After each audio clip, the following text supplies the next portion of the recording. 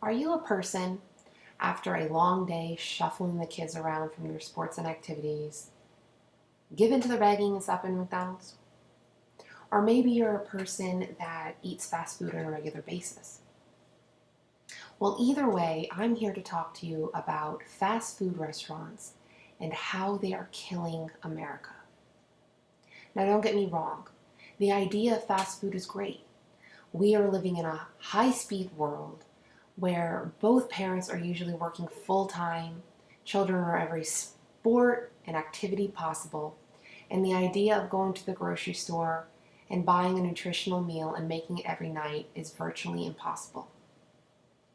But have you ever really thought about the food you're eating at these fast food restaurants and how it's made? Well, let me first begin by telling you about the meat. Now, the cows are not being fed by natural means of grass. They are being fed by GMO corn. GMO stands for genetically modified food. So this GMO corn increases weight gain and growth. So on top of the cow being treated artificially, they are also given growth hormones and antibiotics.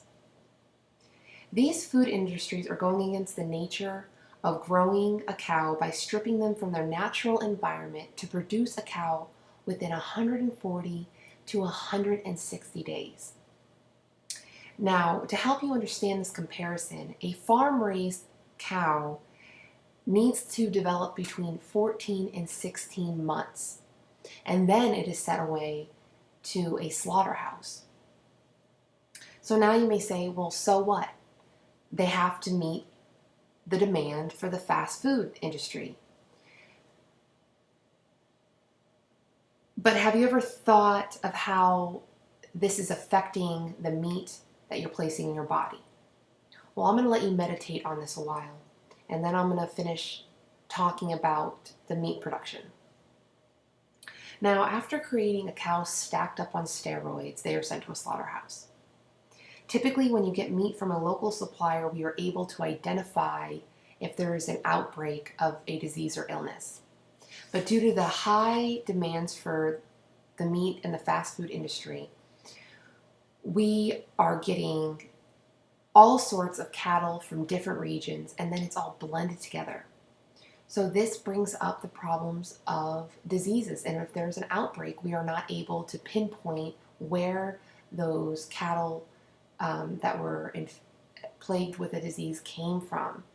So according to Eric Skulzer, author of the book The Dark Side of the All-American Meal, states that this meat is infected with E. coli and other pathogens that are distributed far and wide because of industrialized production and inadequate government oversight.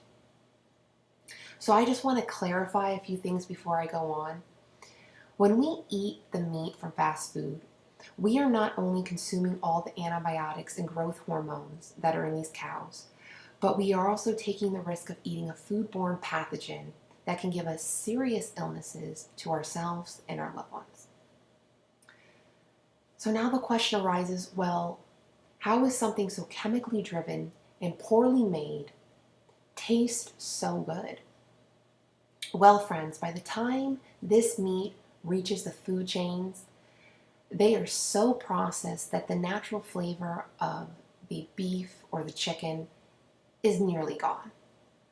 So what better way to make this food taste good than to add artificial flavor? Every fast food chain enhances their food with artificial additives. The fast food industry's primary goal is to target our senses of taste and smell. It has nothing to do with quality. They can create the flavor of barbecue that is placed on Burger King's BK broiler, or maybe you prefer Wendy's grilled chicken sandwich in which they add a beef extract. And it doesn't just stop with the meat. Fast food chains are trying to give healthier options. But how are these healthier options when they are adding just as much chemicals and additives to these products? So the question remains, How bad is this processed food, and is it really killing America? Well, the average hamburger found at your fast food chain contains 500 to 1,000 calories. And no, this does not include the soft drink and fries. A healthy adult should be consuming between 400 and 600 calories a sitting. So people that eat fast food are indulging not just on calories though, they are indulging on proportions. At fast food restaurants, proportions do not exist. Have you ever wondered why, after eating maybe 3 cheeseburgers or so, you're hungry a few hours later? Well, that's because you got a whole lot of nothing. And this is called empty calories. You have not gotten any nutritional value from those 3 burgers. So enough with the meat. Let's discuss the fries. Yes, those delicious, crunchy, long sticks of potatoes that we all love. But do we really know why these are bad for us? Well, fries, especially from fast food restaurants, are processed in hydrogenated oils. Now, these hydrogenated oils are responsible for raising our high cholesterol. Now, cholesterol is extremely important to control, and unfortunately, about 102 Americans deal with high cholesterol.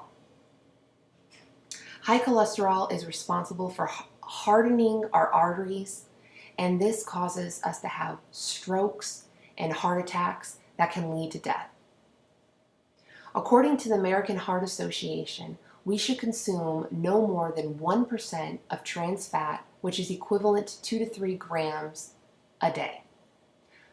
So guess how much a large fry has? 3 to 5 grams of trans fat. That's about doubling our intake of trans fat in one sitting. So not only are we overindulging in calories and proportions that make you overweight, cause high cholesterol, but now we need to drink it all down with 9 teaspoons of sugar. That's right. A soda contains 9 teaspoons of sugar. Overconsumption of sugar is directly related to type 2 diabetes. So not only is obesity on the rise, but so is type 2 diabetes, and to children, this is happening too, and also adults. So let's just look at the facts for a second. We are living beings in need of living food and nutrition. For our bodies to work properly, we need to be eating vitamins and minerals to do so. For our bodies to properly work, we need to stop eating fast food because it's dead.